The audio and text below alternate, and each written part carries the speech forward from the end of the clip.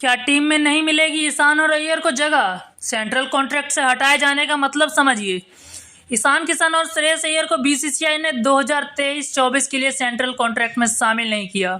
Ranji trophy में दोनों के लिए खेलने से बीसीसीआई नाराज बताई जा रही थी और इसी वजह से इन पर एक्शन हुआ है। तो क्या अब दोनों के टीम इंडिया में भी शामिल नहीं किया जाएगा? ईशान किशन और श्रेयस अय्यर की जोड़ी को रणजी ट्रॉफी खेलने के निर्देश की अनदेखी के बाद बाहर बीसीसीआई के सेंट्रल कॉन्ट्रैक्ट से बाहर कर दिया गया है। बीसीसीआई ने एक बयान में कहा, कृपया ध्यान दें कि सिफारिशों के इस दौर में श्रेयस अय्यर और ईशान किशन पर सेंट्रल कॉन्ट्रैक्ट के लिए विचार नहीं किया गया। इसके साथ ही बीसीसीआई ने यह भी कहा कि जब एथलीट नेशनल टीम के लिए नहीं खेल रहे हो तो वो घरेलू क्रिकेट में हिस्सा लेने को प्राथमिकता दें। टीम इंडिया में नहीं शामिल होंगे श्रेयस अय्यर और ईशान किशन। हर किसी के मन में यह सवाल है कि क्या श्रेयस अय्यर और ईशान किशन को अब टीम इंडिया में जगह नहीं मिलेगी? तो ऐसा नहीं है। सेंट्रल कॉन्ट्रैक्ट में शामिल नहीं होने के बाद भी खिलाड़ी टीम में हिस्सा बनते हैं। सेंट्रल कॉन्ट्रैक्ट वाले बीसीसीआई खिलाड़ी को बीसीसीआई फिक्स सैलरी देती है। इसके अलावा उन्हें मैच फीस मिलता है। अब अगर अय्यर या ईशान भारत के लिए खेलते हैं तो उन्हें सिर्फ मैच फीस ही मिलेगी। पिछले साल का भी एक ऐसा किस्सा मैं आप लोगों को बता देता हूँ। रहाणे पिछले साल टीम इंडिया में खेले थे जबकि वो कॉन्ट्रैक्ट का हिस्सा नहीं थे। रहाणे कॉन्ट्रैक्ट में नहीं होने पर भी टीम इंडिया में खेले थे। पिछले साल बीसीसीआई ने अजिंक्य रहाणे को सेंट्रल कॉन्ट्रैक्ट नहीं दिया था। इसके बाद भी वर्ल्ड टेस्ट चैंपियनशिप के फाइनल के लिए उन्हें टीम में जगह मिली थी। इसके अलावा टेस्ट दौरे पर भी वेस्ट इंडीज के लिए उन्हें मौका मिला था। उमरान मलिक भी सेंट्रल कॉन्ट्रैक्ट में नहीं होने के बाद भी वेस्ट इंडीज दौरे पर टीम का हिस्सा थे।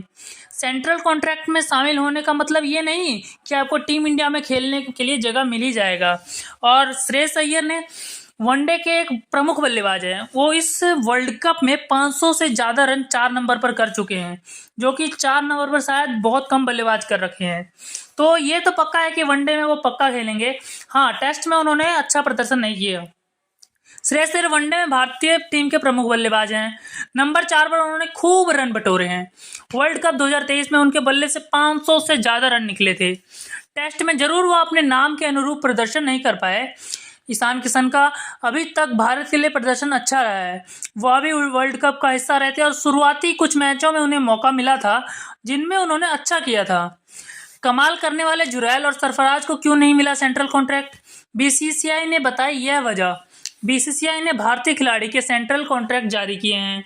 इसमें कुल 40 खिलाड़ियों को शामिल किया गया है।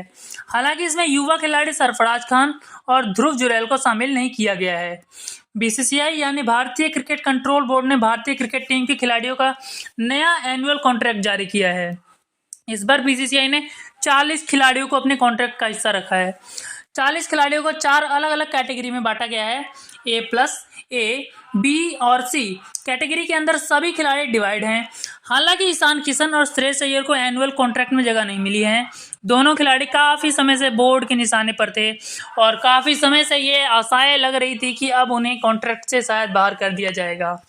हालांकि इंग्लैंड के खिलाफ चल रही मौजूदा टेस्ट सीरीज में अपने नाम का डंका बजा रहे ध्रुव जुरैल और सरफराज खान को भी सेंट्रल कॉन्ट्रैक्ट में जगह नहीं मिली। हालांकि इसके पीछे काफ़ी रोचक कारण है। आइए आपको बताते हैं। दरअसल बीसीसीआई ने सेंट्रल कॉन्ट्रैक्ट जारी करते हुए एक बात और कही है।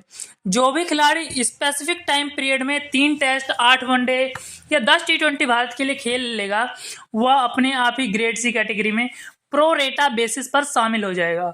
बीसीसीआई ने अपनी मीडिया एडवाइजरी जारी करते हुए कहा, स्पेसिफिक टाइम पीरियड के भीतर कम से कम 3 टेस्ट या 8 वनडे या 10 T20 खेलने के मानदंडों को पूरा करने वाले खिलाड़ियों को अपने आप ही प्रो रेटा आधार पर ग्रेड सी में शामिल किया जाएगा। उदाहरण के लिए ध्रुव जुरैल और सरफराज खान, जिन्होंने अब तक 2 टेस्ट मैच खेले हैं, दोनों को ही ग्रेड सी में शामिल किया जाएगा। यदि वे धर्मशाला टेस्ट मैच के खिलाफ खेलते हैं तो युजवेंद्र चहल की भी हुई छुट्टी। भारतीय टीम के star leg spinner Yuzvendra Chahal को भी बीसीसीआई के सेंट्रल कॉन्ट्रैक्ट से छुट्टी मिल चुकी है।